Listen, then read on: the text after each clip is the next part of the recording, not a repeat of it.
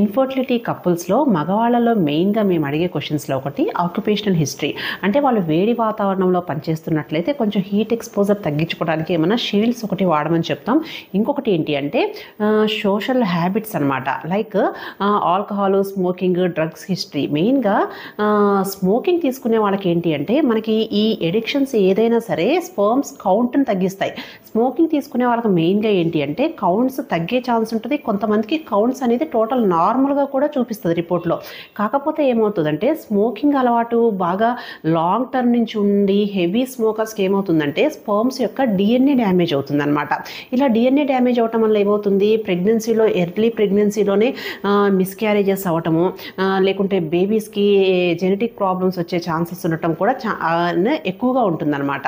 కాబట్టి మాకు smoking habit ఉంది, ఫస్ట్ బేబీ నార్మలే వచ్చింది కదా అని చెప్పి కొంతమంది చెప్తూ కూడా ఉంటారు.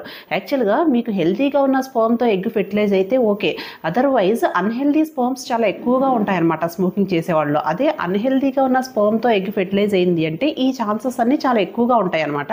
ఇంకొకటి ఏంటి అంటే ఈ ప్రాబ్లం అనేది ఈ స్మోకింగ్ స్టాప్ చేస్తే చాలా త్వరగా రివర్స్ అయిపోతుందన్నమాట.